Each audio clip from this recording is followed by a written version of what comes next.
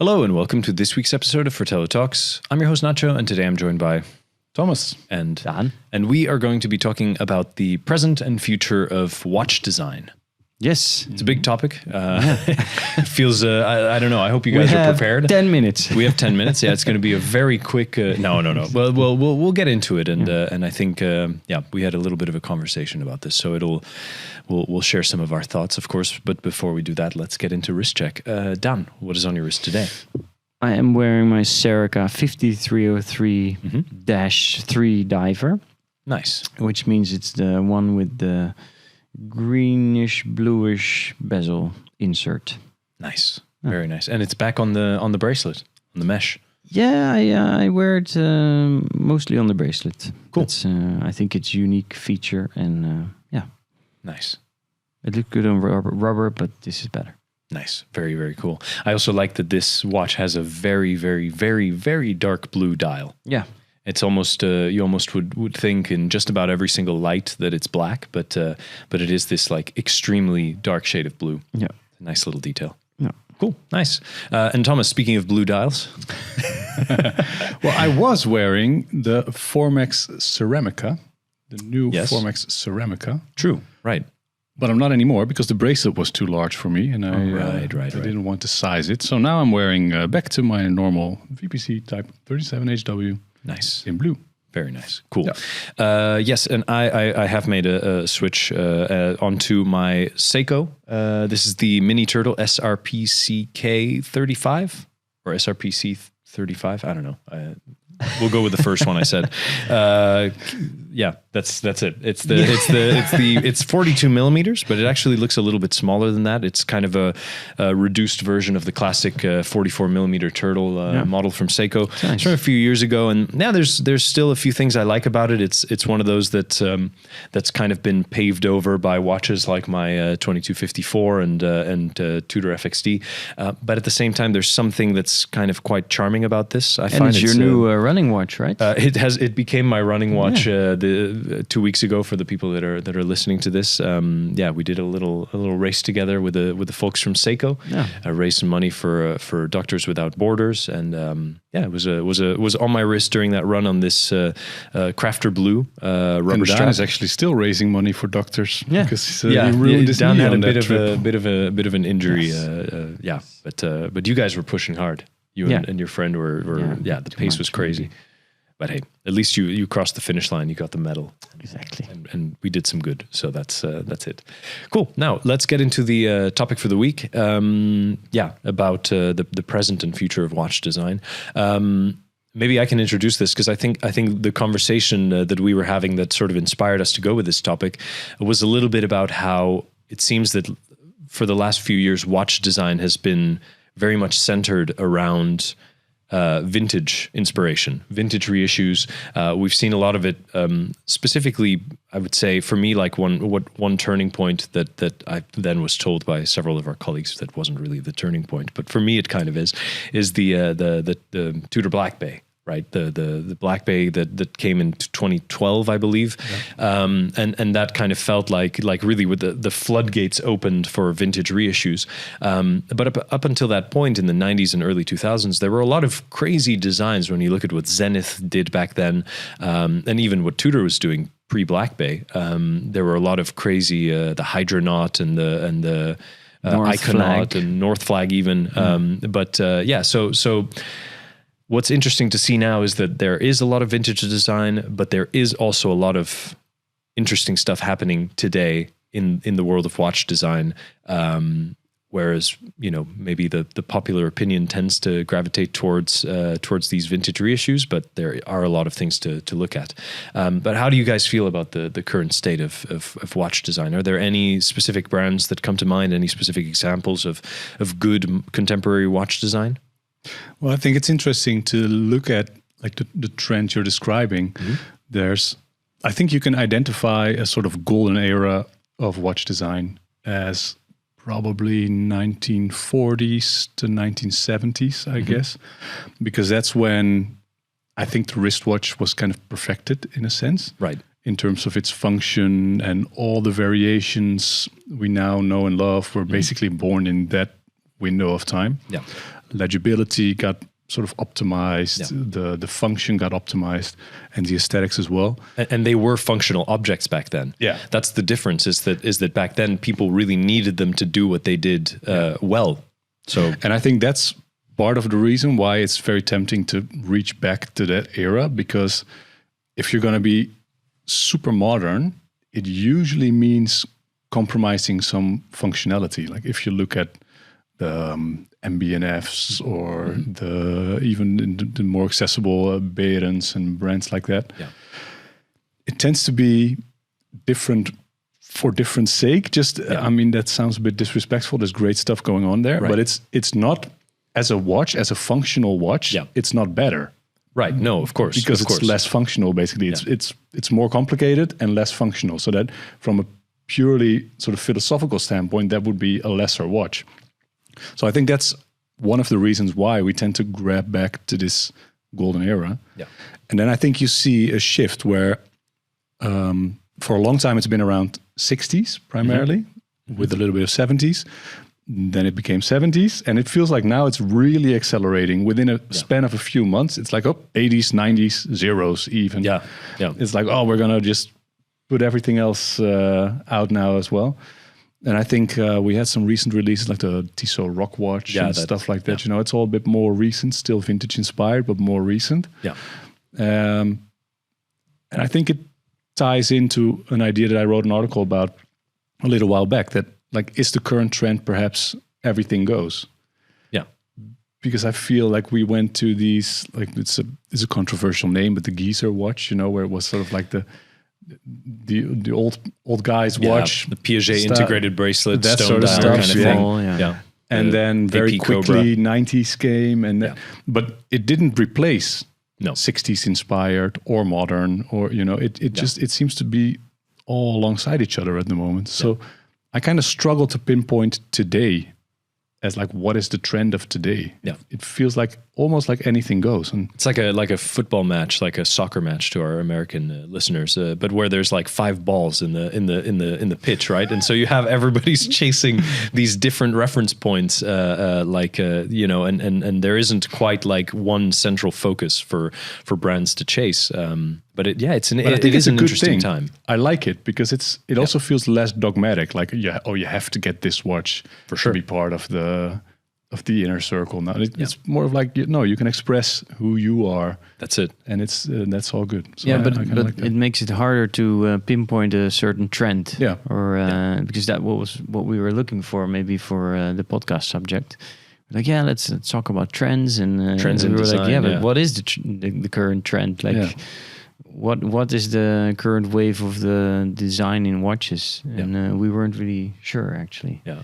If you focus too narrow, if your focus is too narrow, then you might end up being very confused. So you kind of almost have to take a step back and look at the bigger picture and see that there's, people doing extremely modern stuff. You know, we talk about MBNF, but also there's brands like Ming and Urwerk and things like this, where it's like a purely contemporary take on the watch, and it's more about artistic expression. Yeah, with this sort of functional side to it, right? I mean, it almost takes the watch and turns it into art in a less literal way than sort of some of the métier d'art, like the watches that, you know, like some of the Pateks, that it looks like a watch, but just the dial is a literal piece of art where somebody's painted it, or like the Vacherons that you've referenced previously. So it does become this thing where there are all of these designs going in all kinds of directions, right?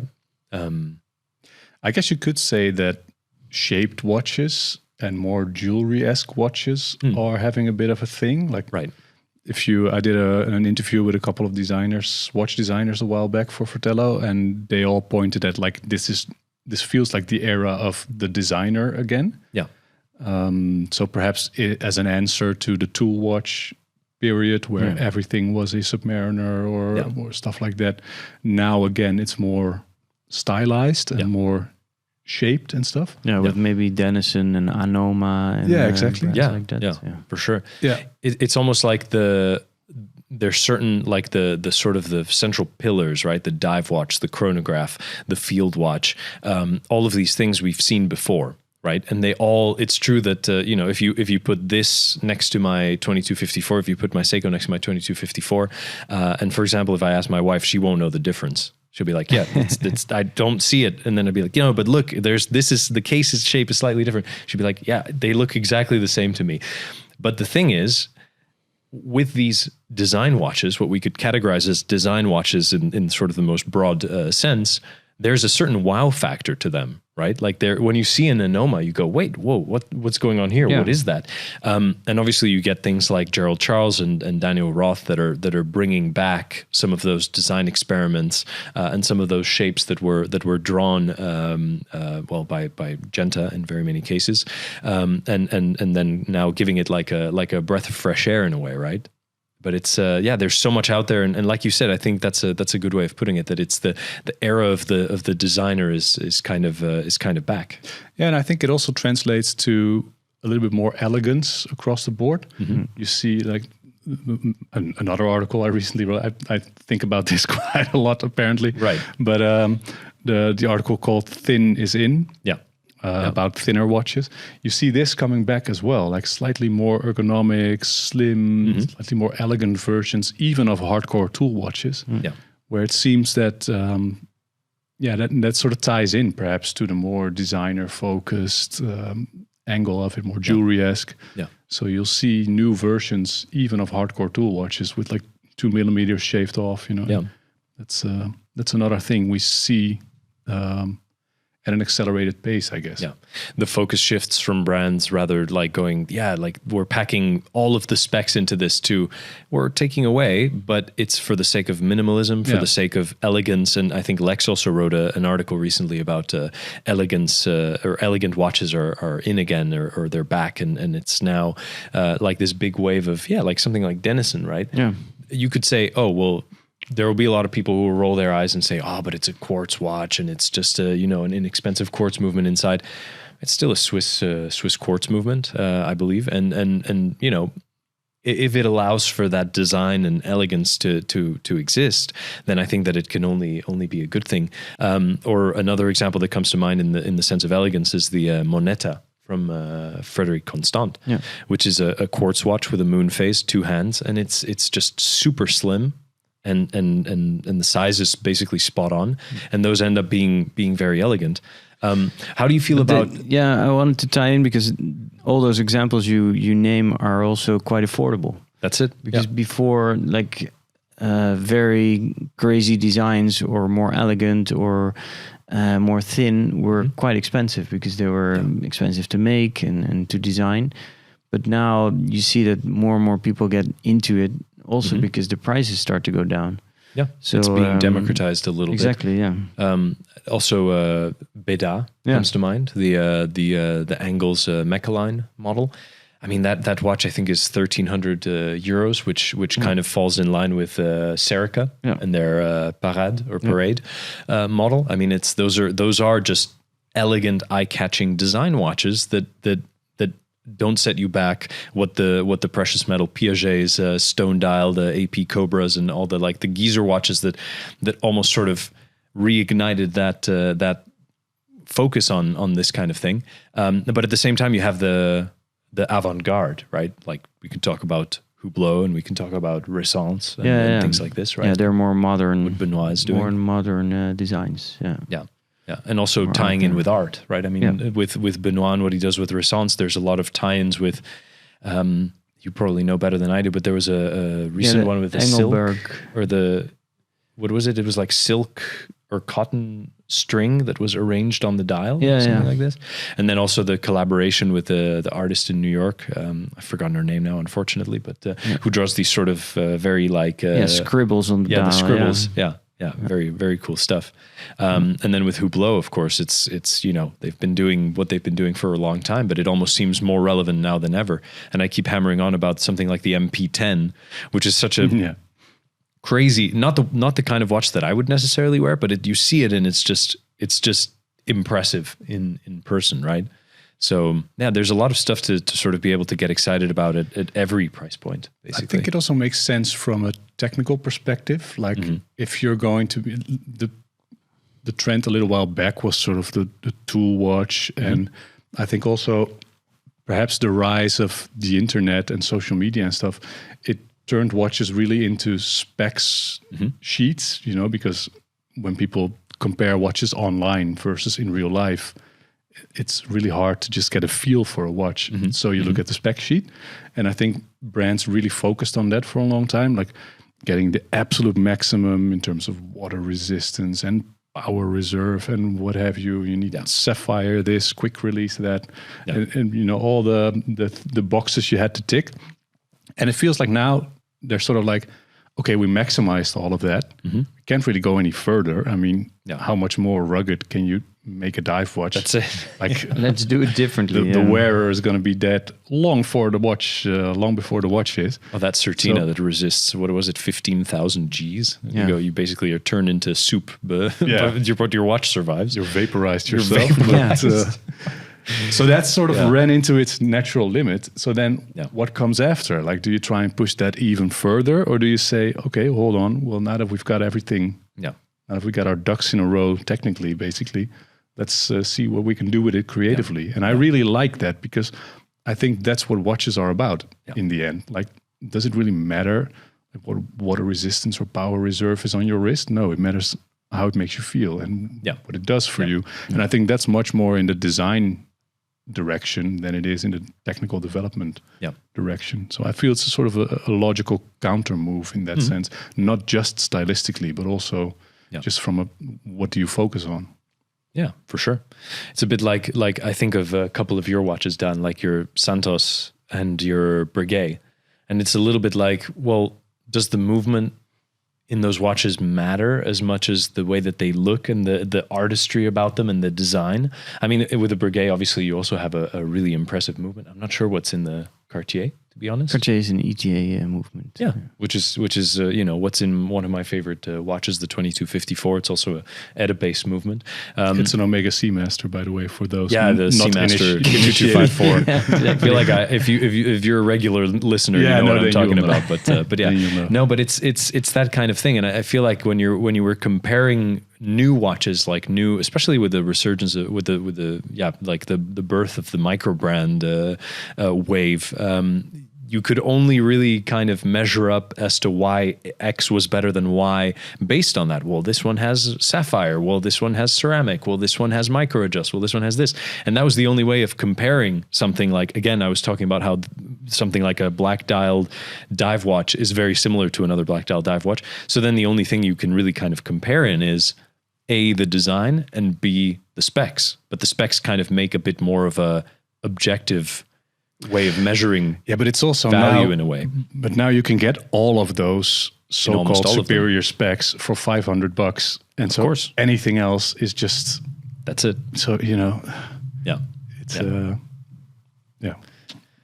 Where do you think that this leaves us? Because obviously this podcast is the present and future of watch design. So let's talk about the hard part now, which is the part that we know nothing about, which is what the future will look like. Right now, there's no crystal balls here. That's we have to kind of just guess. But what do you think that this will, like, the logical next steps will look like? Do you think that, just to preface this, a little bit of like what happened with Serica and another brand like Econutra. They were making very much sports watches, and then with Serica, suddenly we see the Parade, and you go, okay, it makes sense within the collection, but it is definitely a step in a different direction. With Econutra, we saw a lot of tool watches, sports watches, and then suddenly we got this Riva Nera, which was this tank-like dress watch that's also titanium and also in line with a lot of the brand's values, but then just something completely different. And will we see a lot of these brands taking steps into the design space, or do you think that, like, what do you think it looks like? And especially micro brands, agile, they always take the first steps. But what do you think it looks like for some of the bigger brands as well? Yeah, I think there's a long way to go in this direction still. I mean, we're naming a whole bunch of examples, but they are quite niche, right? They're often micro brands or sort of perhaps fringe mainstream brands. I think this has some way to go in becoming a little bit more mainstream still. Like the vintage stuff did, that became the normal at some point. I think this might as well. But then after that, it's really hard to predict, right? I mean, Yeah.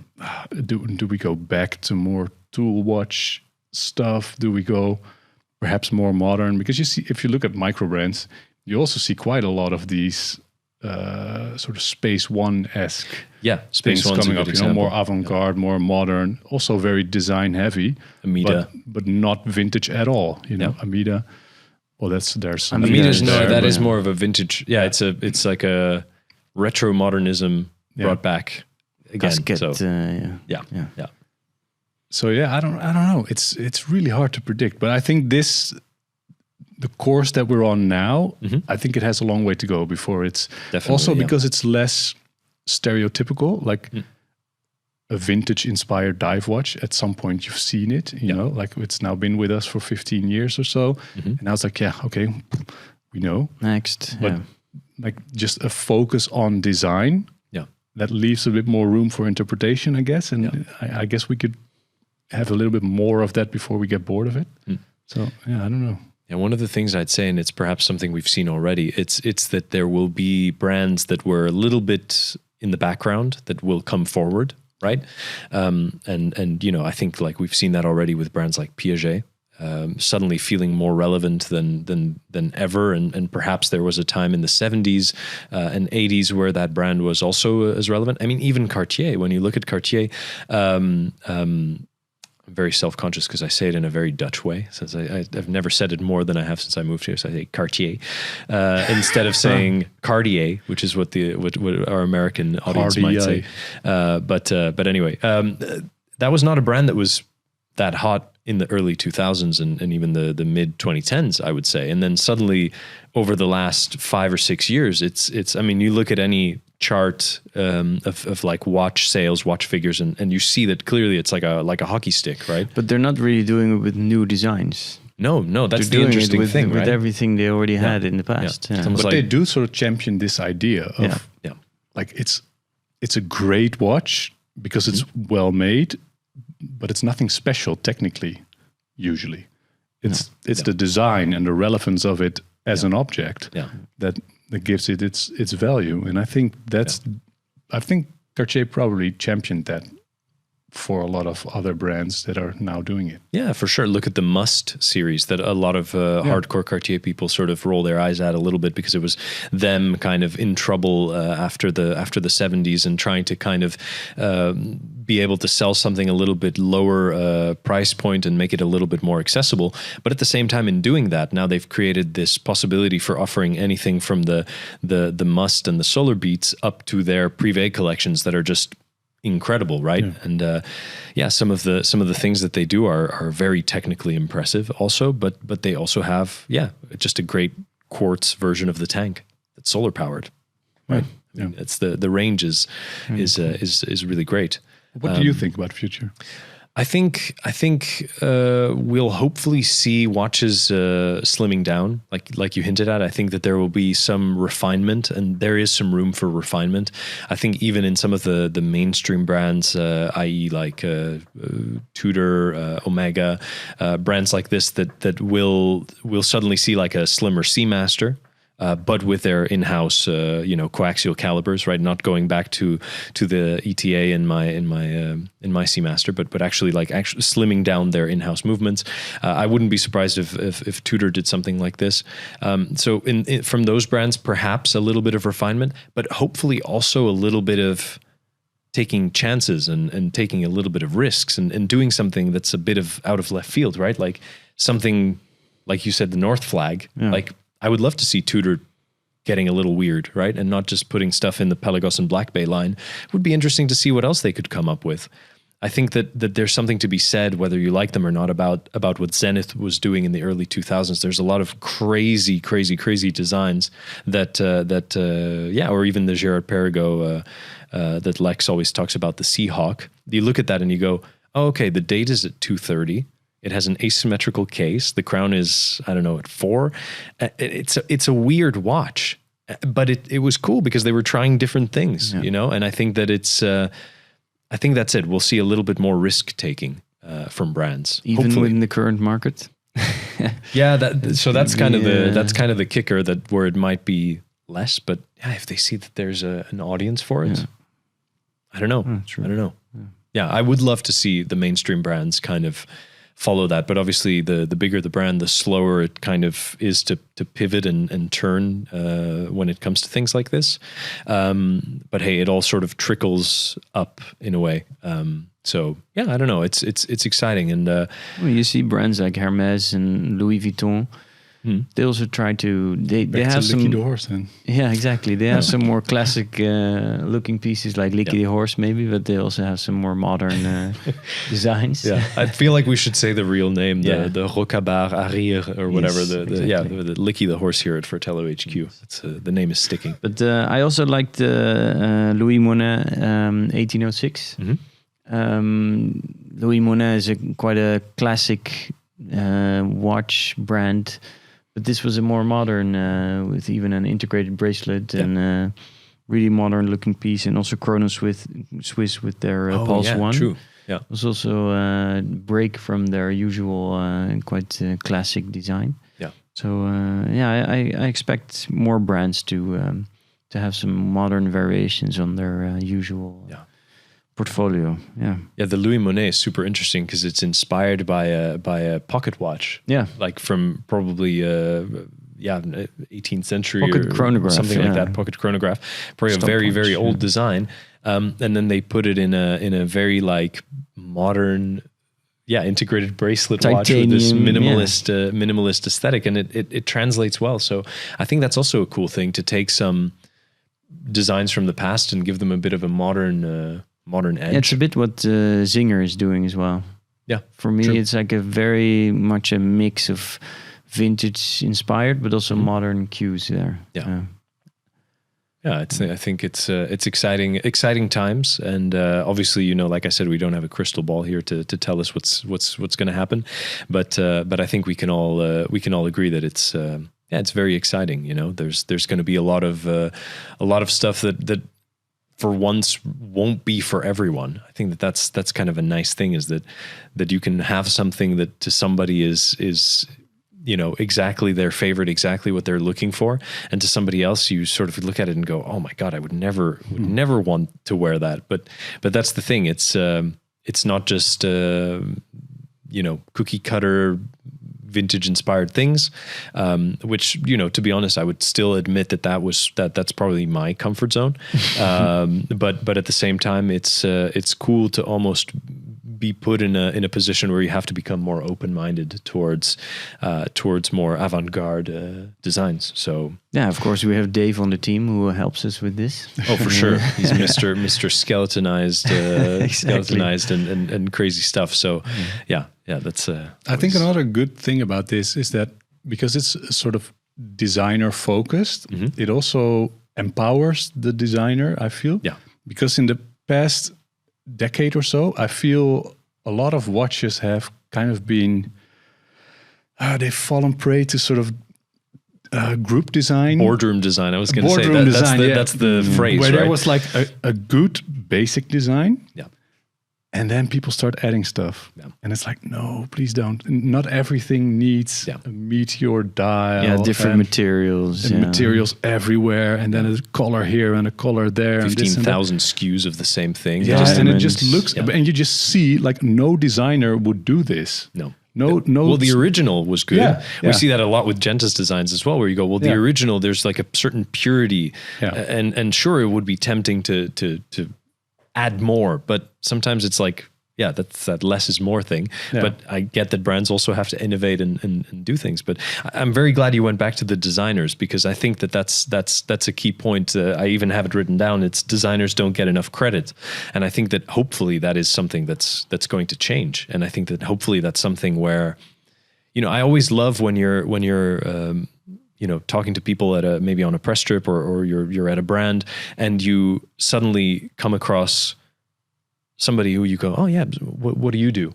Oh yeah, I designed this and this and this and this, and you go, wow, you're the person who put pen to paper and made this design. And like that's often the most exciting person to talk to. Yeah. Yet often the more quiet and sort of sitting there, while the CEO is doing most of the talking, and fair enough, that's often how it has to be. But at the same time, I think like shining the spotlight on the designers and being proud of the designers, like what you do with Max, who we met in Geneva. It was also great talking to him and seeing what he gets up to. Max Resnick, of course, and I think that the designers getting a bit of a spotlight to them is a welcome change. But that's something that needs a bit more change, I think, because thinking of, for instance, Max Resnick, he does amazing stuff for some big brands too, but he's just not allowed to share it. Yeah, exactly. Because they want to silly. keep up this appearance of everything in-house. Yeah. And it's like, okay, so if it's Gerald Genta, then we can say it. Yeah. But if it's anyone else, no, keep it under wraps. He was hardly in-house. He was doing work for... Celebrate the designer, Yeah. They are the ones... Yeah, a lot of them work for different brands, right? Yeah. A lot of them... And that's still the case. Most of them are self-employed, basically. Yeah. But I think now with social media, we get to know these designers a bit better, and we know on which projects they're working, and they can more or less make a profile for themselves.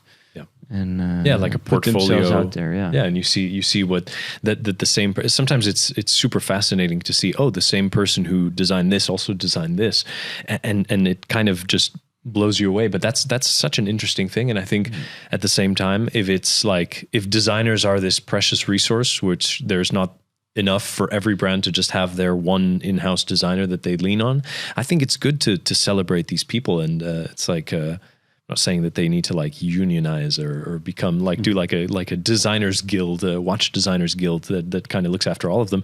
But I think it should come naturally when we see the interest going more towards them, that they get just a little bit more credit for what they're doing. Because I mean, in the end, the specs are now pretty even across the board. We know that Swiss watch brands are great at making great watches, but it's the design that really sets things aside for the most part. So, yeah, there you go.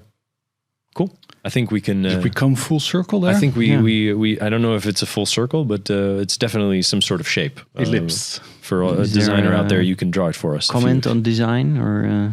No, we don't have a comment on design specifically, but we do have a comment of the week, which it comes from Leo Crespi, and he says that PAM 55 looks fabulous. I talked about trading my Panerai PAM 55 for Tudor FXD in an episode a few weeks ago, and. I kind of regret it now because I got a lot of reminders of how nice that watch was and how perhaps that trade was not the wisest. I don't regret it, to be honest. I still love my FXD, but I kind of miss that Panerai. So it's a bit more out there than the FXD, maybe. Hopefully, it'll come full circle and it'll end up back in my watch box at some point. So we'll see. For now, though, I'm okay with it just being out there, living its best life. But it is a good watch. You're a Breitling collector now. Thank you for reminding me. Focus. Perfect. All right. Well, thanks, guys, for the discussion, and thank you for tuning in. Leave your thoughts on the current state of watch design and perhaps guesses on what the future might look like in the comments down below. And as always, tune in next week for another episode of Fratello Talks. See you then.